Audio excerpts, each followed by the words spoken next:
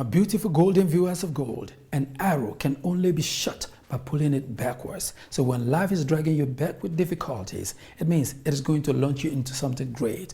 In other words, do not be troubled by anyone or anything that is against you. Just fly high and get that gold. And remember, the aeroplane takes off against the wind, not with it. You have to believe in yourself when no one else does, and that will make you a champion, a winner, a conqueror, or whoever you want to be. Thanks for being at the right place to be. This is gold. Let's go for gold. Today on Gold.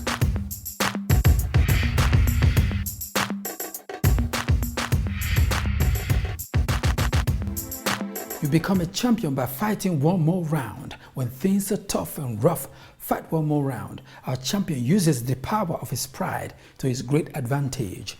In order for you to succeed, your desire for success should be greater than your fear of failure.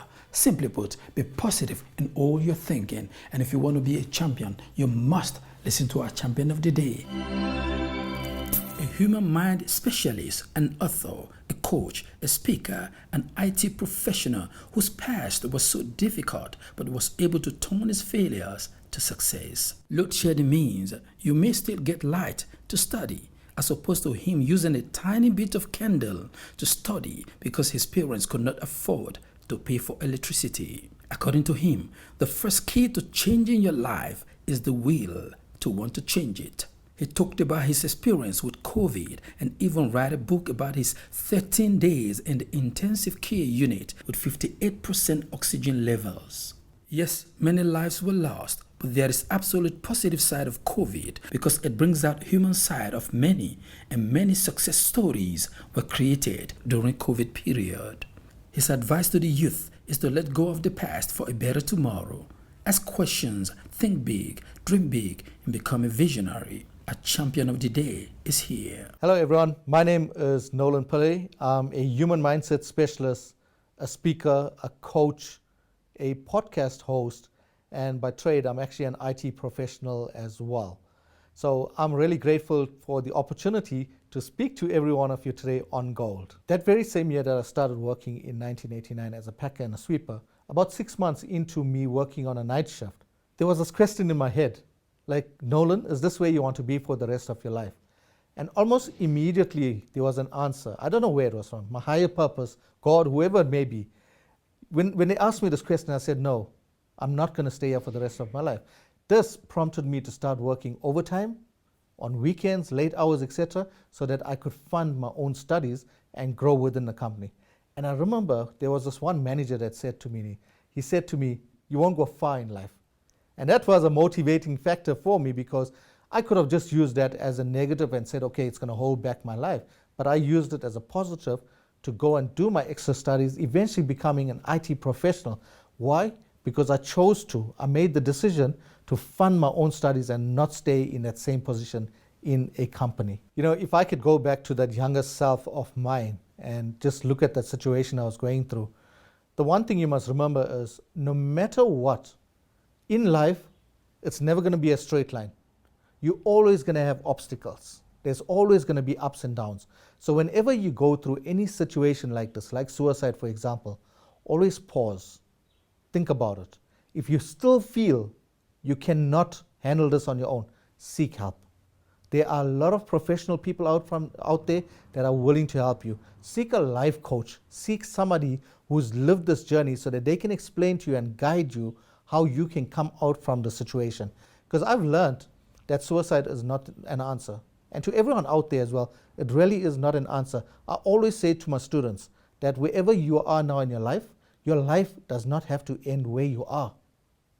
Reach out and learn how to find something more purposeful to do.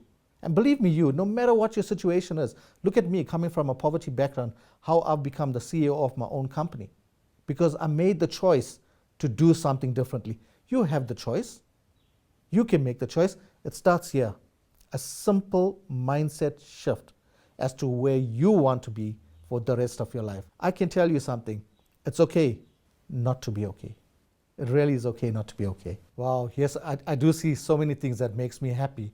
And one of it that really made me happy in the last 3 years is the fact that we went through this COVID experience. where COVID did not discriminate against who you was. It didn't care how much of money you had in your bank account. It didn't discriminate against who you were, your sex, your race, your religion, nothing at all. But it taught people how to be better humans. And there's so many success stories that have come out from COVID. I'm a personal COVID survivor. I spent 13 days of my life in the intensive care unit with 58% oxygen levels. I almost died on day 6. But what got me through that again was a strong mindset and a willpower to live. Why to live? Because my purpose is not fulfilled. There's so much more I got to do there. And likewise, if people had taken the COVID experience and used it to their benefit, they would have reaped all the joys from it as well. So again, it's a negative situation that the world looked at, but if you can take any negative situation and convert it into a positive, your life will become much, much more fruitful. Good question. You know, a lot of people look at materialistic things and they see that, equate that to success. To me, if I can add value to another human's life, I feel successful. If I can leave any person that I come across with some impression of increase, of value add, then it makes me successful. And why? Because the more I can help other people to become successful or better humans, etc., it helps me become a better person as well. So as a life coach, that's what I actually portray out there, is to help people to become successful in that way. It's not really about money.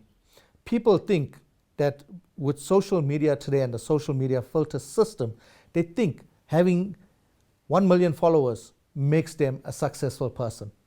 How many of that 1 million followers are genuine followers? Maybe 0.5%. The one tip I can give you on this is every single morning when you wake up, ask yourself the question, what can I do today to be better than I was yesterday? And live by that mantra and watch how your life will evolve. So for me, it's leading by example. So when people follow Nolan and they watch how Nolan is impacting the world, how Nolan is changing lives, they immediately can resonate with it and they say, but let me get in touch with this person and find out what is he doing differently that's allowing him to wake up every single day and have this big smile on his face. What's different? What's changing in his life? So I always lead by example, because if I don't take action, and the action you take is inspired action. And let me give you an example, right? Recently, in August of this year, I just came down from Mount Kilimanjaro. I took 5 deaf people with me. The reason why I took 5 deaf people is because we were raising funds to give the gift of hearing to a child that is born deaf via cochlear implants or hearing aids. And we were able to help 2 children, one 7-year-old and one 15-year-old.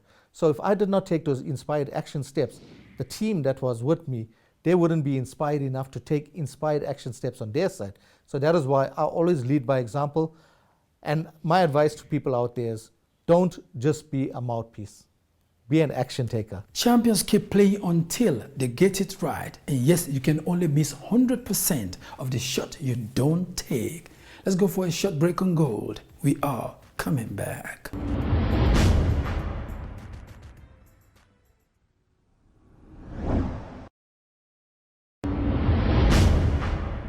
The true value of a man should be seen in what he's able to give and not in what he's able to receive. And as long as a man has a golden heart, it doesn't matter if he has a red blood or green blood, a black skin, a white skin, a brown skin, or a yellow skin. Skin or color does not matter.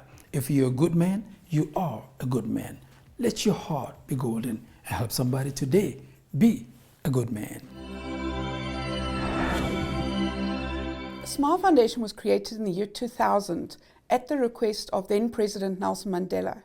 There was a young girl who was born with Mobius syndrome, so she didn't have nerves in her face. She was unable to smile. And her mom wrote a letter every month to then President Nelson Mandela asking for assistance with her daughter. He eventually received a letter from her after 2 years of trying. And he contacted our executive director, Mark Lubner, and said, Mark, I need help.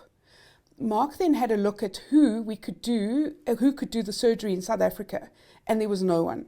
So this poor child could not have surgery because there was no one trained in South Africa. So what they did was reach out to America, to the surgeons who could do this surgery. And they then brought a surgeon to South Africa to train our surgeons on how to do this very specialized surgery. And that is how Smile Foundation was started. We've been in existence for 23 years. In that time period, we've done over 4,000 surgeries on children requiring craniofacial surgeries. The face, the smile, is something that we see every single day. It's something that Smile Foundation is very passionate about. We help these children.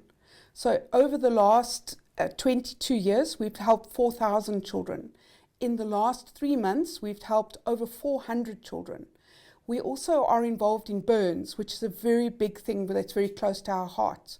We've helped to establish burn units in different areas, one in the Northern Cape in Kimberley and one at George Mucurry Hospital. And those burn units also then assist those children. So Smile Foundation, we look after kids with craniofacial abnormalities and burns. We assist in the hospitals, in the existing hospitals in South Africa with those. So those are the major things that Smile do. We then also assist with training of our surgeons, which is really important. We assist with the nurses.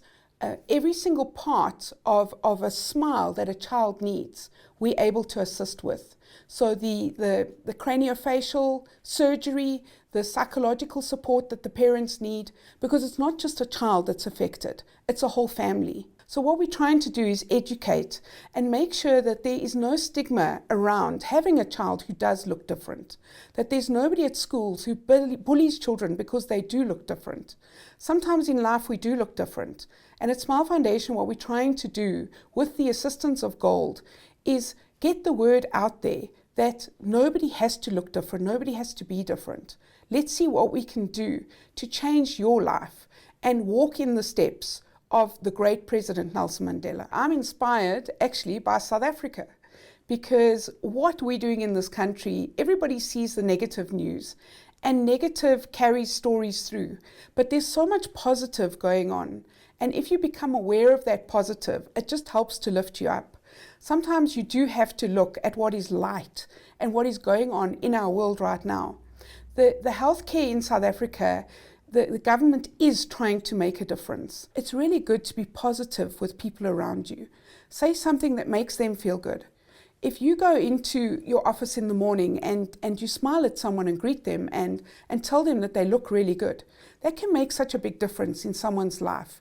Rather than yelling or screaming or shouting, you know what, just slow down, take a breath. Nothing ever works perfectly, but we can do our best to try and make sure that everybody else's lives are positive.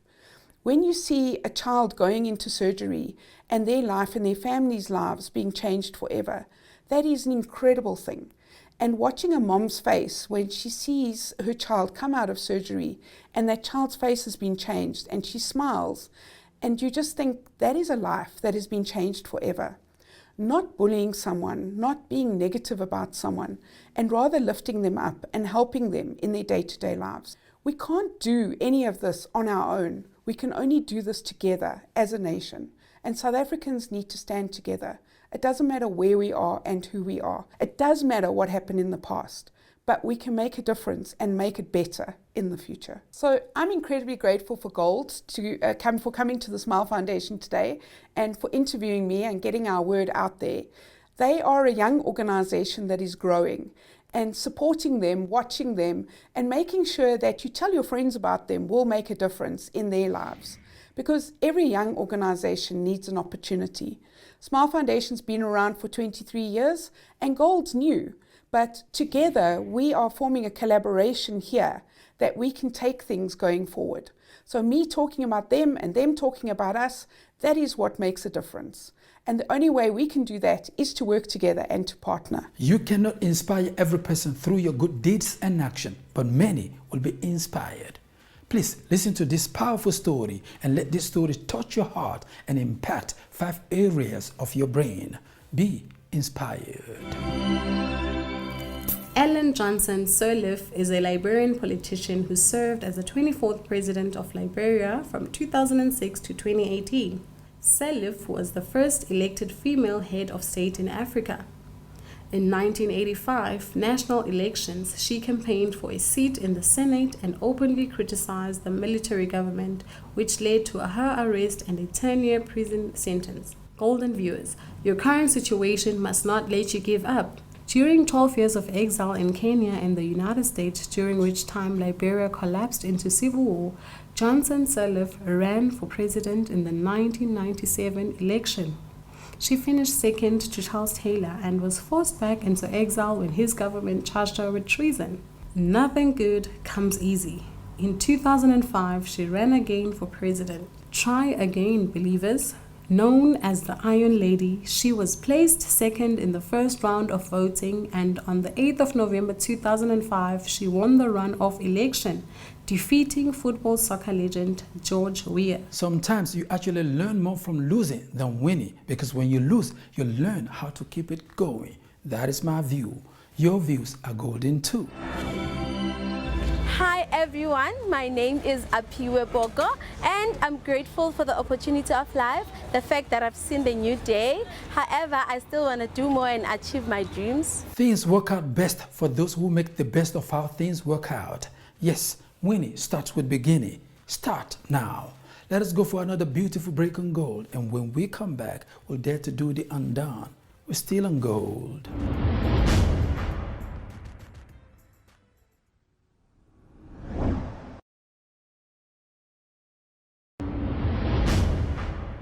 Champions don't show up to get everything they want. They show up to give everything they have. Remember, success is inevitable. Therefore, there's no such thing as failure, only feedback.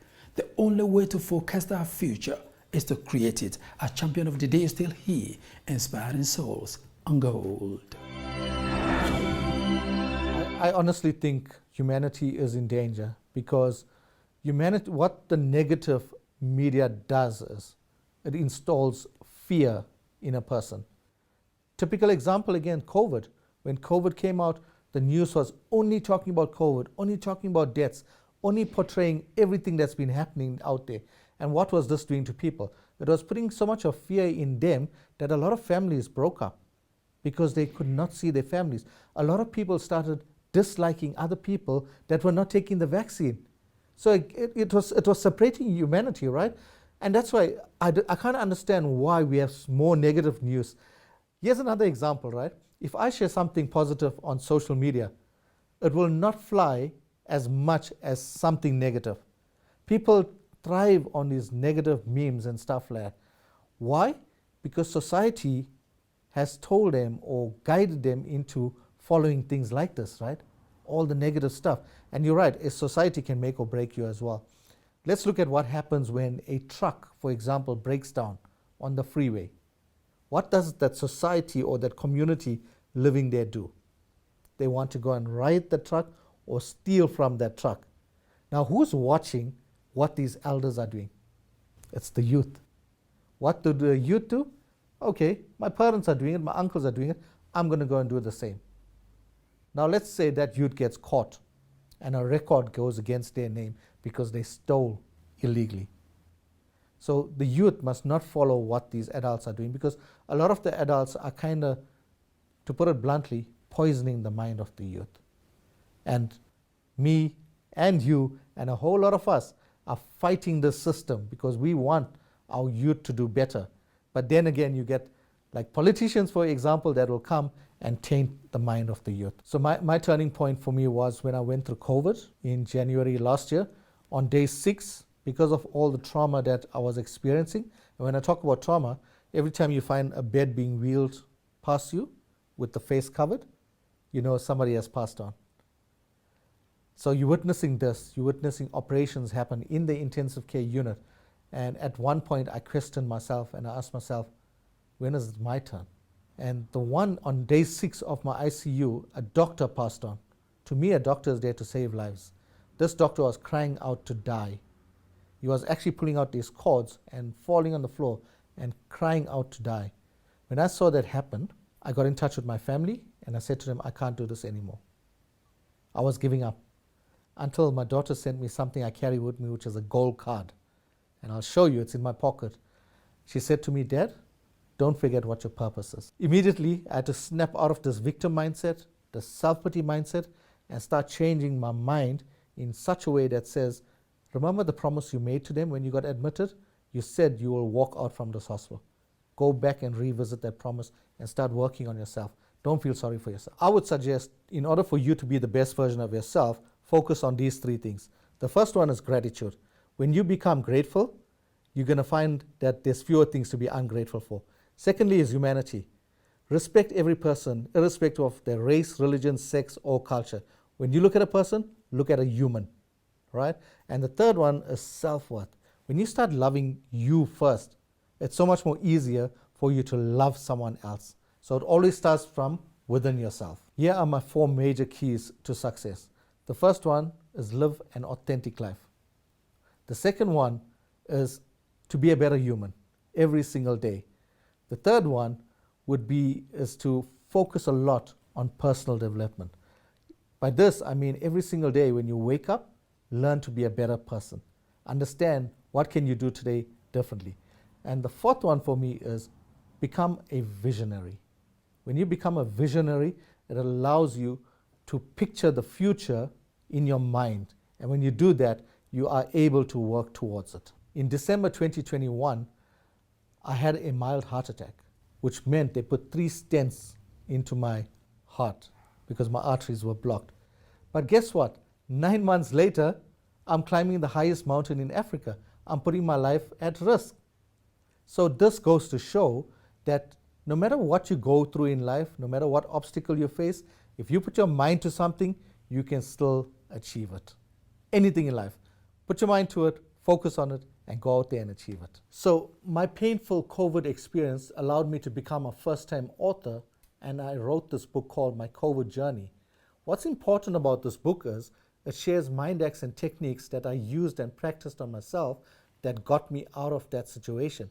But more so, if you lost a loved one and you want to know what they've actually gone through, read this book because it will allow you to reach closure and move on with your life. I think an ordinary person needs to make the decision firstly that they want to implement change in their lives.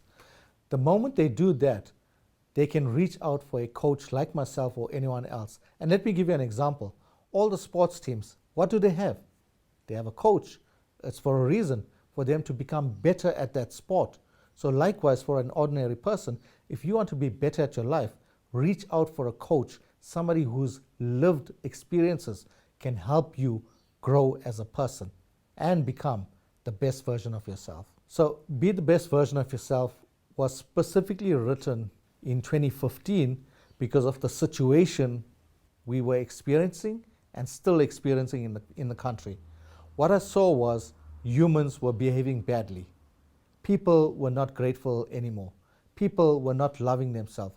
People did not know how to do a simple thing like meditate or pause in their life.